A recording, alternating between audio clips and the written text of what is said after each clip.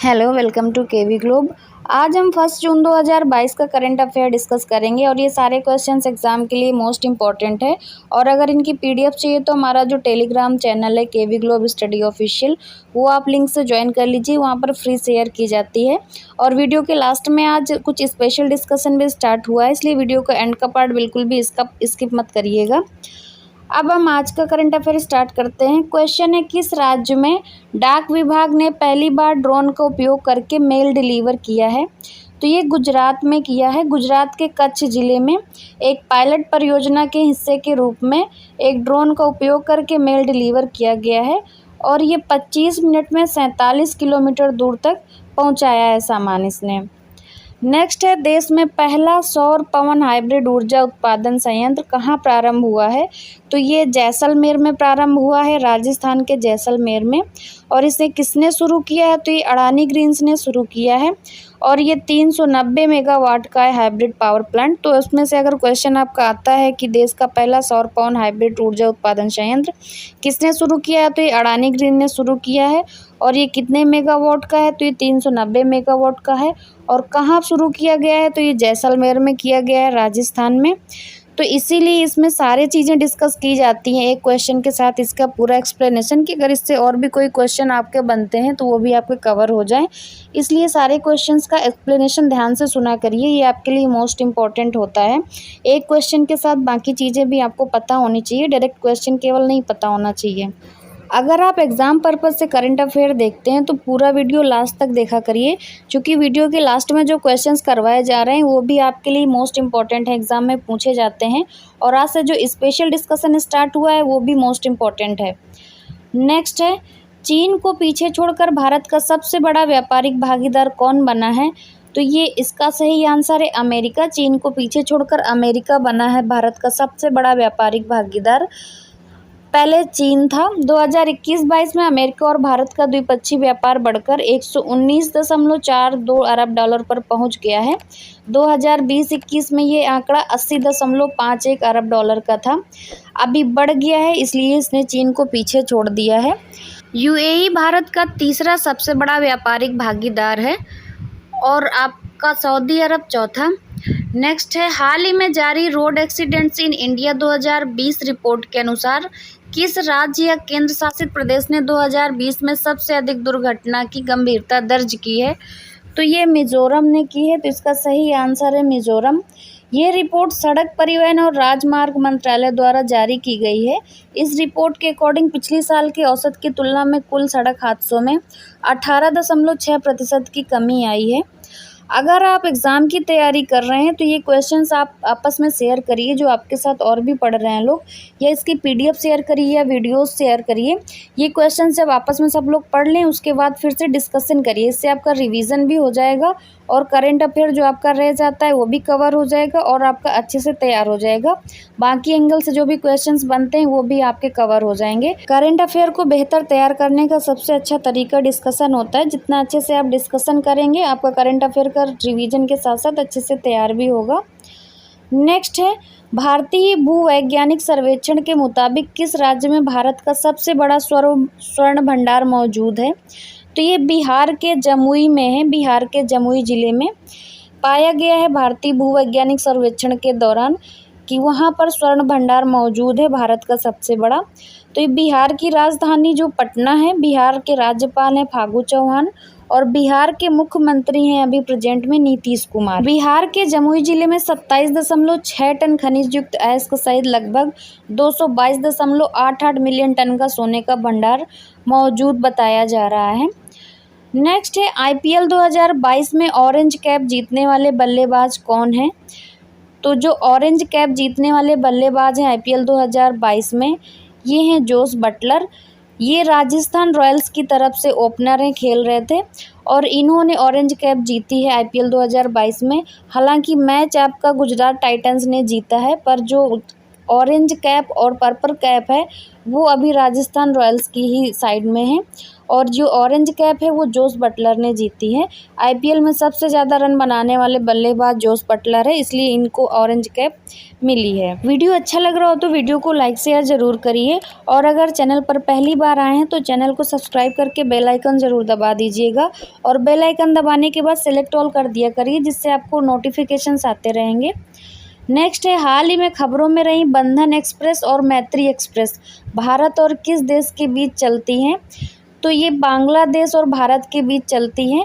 ये अभी पहले बंद की गई थी कोविड के दौरान, कोविड के कारण 2 साल से बंद थी ये, और अब ये दोनों ट्रेन जो मैत्री एक्सप्रेस और बंधन एक्सप्रेस चालू कर दी गई हैं। बांग्लादेश की प्रधानमंत्री अभी शेख हसीना है, ये प्रधानमंत्री के रूप में शेख हसीना का चौथा कार्यकाल है, और पूरे 2 साल बाद ही बंधन एक्सप्रेस और मैत्री एक्सप्रेस भारत और बांग्लादेश के बीच चालू की गई हैं। आगे देखते हैं, MIFF 2022 में V Shantaram lifetime achievement award से किसे सम्मानित किया गया है? तो ये संजीत नार्वेकर हैं, इनको सम्मानित किया गया है Shantaram lifetime achievement award से। ये श्री नार्वेकर एक राष्ट्रीय पुरस्कार विजेता हैं, फिल्म इतिहासकार हैं, लेखक भी हैं, प्रकाशक हैं और वृत्तचित्र फिल्म निर्माता भी हैं। और ये Shantaram lifetime achievement award में 10 लाख रुपए यानी कि 1 मिलियन रुपीज़, स्वर्ण शंख और एक प्रशस्ति पत्र के साथ पुरस्कार प्रदान किया जाता है। तो इनको 10 लाख रुपए, स्वर्ण शंख और एक प्रशस्ति पत्र के साथ पुरस्कार प्रदान किया गया है। नेक्स्ट है, महाराष्ट्र में वार्षिक रेडियो फॉर चाइल्ड 2022 अवार्ड्स में संयुक्त राष्ट्र अंतर्राष्ट्रीय बाल आपातकालीन कोष यानी कि यूनिसेफ द्वारा प्रतिरक्षण चैंपियन पुरस्कार किसे मिला है? तो ये आरजे उमर को मिला है। ये आरजे उमर कौन है? ये दक्षिण कश्मीर के रेडियो जॉकी हैं, उमर निशार। इनको ये अवार्ड दिया गया है यूनिसेफ की तरफ से, और ये अवार्ड महाराष्ट्र में हुआ है वार्षिक रेडियो फॉर चाइल्ड 2022 का। उमर को महामारी के दौरान दर्शकों तक पहुंचने के लिए, जागरूकता प्रदान करने और अफवाहों का मुकाबला करने के उनके काम के लिए ये पुरस्कार दिया गया है। कोविड के दौरान रेडियो जॉकी ने जागरूक किया है लोगों को। नेक्स्ट है, प्रधानमंत्री के रोजगार सृजन कार्यक्रम को कितने साल तक के लिए बढ़ाया गया है? तो ये पूरे 5 साल तक के लिए बढ़ाया गया है, 2026 तक के लिए प्रधानमंत्री के रोजगार सृजन कार्यक्रम को। सरकार ने विनिर्माण इकाइयों के लिए अधिकतम परियोजना लागत $25 लाख से बढ़ाकर $50 लाख और सेवा इकाइयों के लिए $10 लाख से बढ़ाकर $20 लाख कर दी है। और इसलिए इनको जो कार्यक्रम को जो बढ़ाया है, इसका समय वो 5 साल बढ़ा दिया है, यानी कि अब 2026 तक बढ़ा दिया गया है। पिछली क्लास का जो रिवीजन कराया जाता था स्टार्टिंग में, तो वो अब एंड में कर दिया गया है। पहले आज के करंट अफेयर का डिस्कशन होगा, उसके बाद कल के करंट अफेयर का रिवीजन करेंगे, और उसके बाद जो स्पेशल डिस्कशन ने स्टार्ट करना था वो आज स्टार्ट कर दिया है, इसलिए वीडियो के एंड तक ज़रूर बने रहिएगा, स्किप मत करिएगा। नेक्स्ट है, INS गोमती, जिसे हाल ही में भारतीय सशस्त्र बलों में 34 साल की सेवा के बाद सेवा से डीकमीशन कर दिया गया है। ये क्या था? तो ये INS गोमती था मिसाइल फ्रिगेट। अगर आपसे आता है पूछने का क्वेश्चन कि INS गोमती क्या था, तो ये मिसाइल फ्रिगेट था, और ये INS गोमती जो है डीकमीशन कर दिया गया है। तो अगर क्वेश्चन आता है कितनी साल सेवा के बाद किया गया है, तो ये 34 साल की सेवा के बाद डीकमीशन किया गया है। और अगर आपसे पूछा जाता है कि कहाँ पर डीकमीशन किया गया है INS गोमती, तो ये मुंबई में किया गया है। ये INS गोमती को 34 साल की सेवा के बाद 28 मई 2022 को मुंबई के नेवल डॉकयार्ड में सूर्यास्त के समय डीकमीशन कर दिया गया है। तो इसमें से आपको ये भी याद रखना है कि मुंबई में डीकमीशन किया गया है, और INS गोमती क्या था? तो मिसाइल फ्रिगेट था। अगर आपसे पूछता है कि मिसाइल फ्रिगेट का क्या नाम था, तो इसका नाम INS गोमती था, और ये जो मुंबई के नेवल डॉकयार्ड में इसको डीकमीशन किया गया है। कितनी साल की सेवा के बाद डीकमीशन किया गया है? तो ये भारतीय सशस्त्र बलों में 34 साल की सेवा के बाद डीकमीशन किया गया है। तो ये थे आज के करंट अफेयर के क्वेश्चंस। अब हम जो कल के क्वेश्चंस कराए थे पिछली क्लास में, उनका रिवीजन कर लेते हैं जल्दी से। कल के क्वेश्चंस थे, RBI का बैंक नोट सर्वेक्षण में कितने रुपए का सबसे पसंदीदा बैंक नोट बना है? तो ये 100 रुपये का बना है, और जो सबसे कम पसंद किया गया है नोट वो 2000 का है। और सिक्कों में 5 रुपये का सिक्का सबसे ज़्यादा पसंद किया गया है, और 1 रुपये का सिक्का सबसे कम पसंद किया गया है।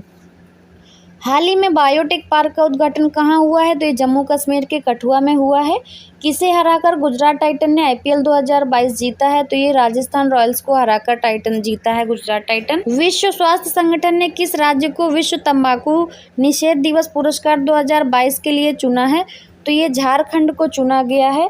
और विश्व तंबाकू निषेध दिवस कब मनाया जाता है? तो ये 31 मई को मनाया जाता है। किस फिल्म ने कांस फिल्म समारोह में पाल्मे d'Or जीता है? तो ये ट्रायंगल ऑफ सैडनेस ने जीता है।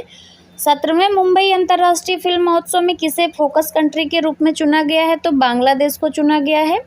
जापान के किस बैंक को गुजरात में शाखा खोलने की मंजूरी मिली है? तो MUFG बैंक को मिली है।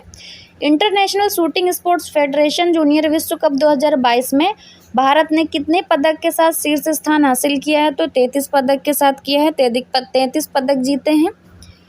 उपराष्ट्रपति नायडू ने दिवंगत CM करुणानिधि की 16 फुट ऊंची प्रतिमा का अनावरण कहाँ किया है? तो चेन्नई में किया है। गृह मंत्री अमित शाह ने नए अंतर्राष्ट्रीय खेल परिसर की आधारशिला कहाँ रखी है? अहमदाबाद में रखी है।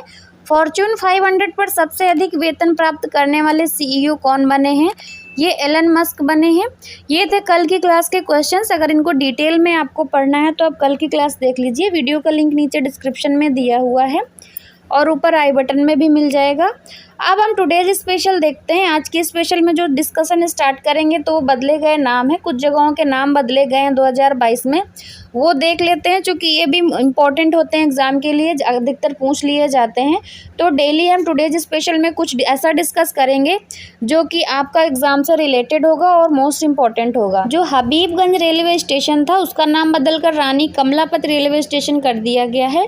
और मिड डे मील योजना जो स्कूल्स में चलाई जा रही थी उसको PM पोषण योजना कर दिया गया है।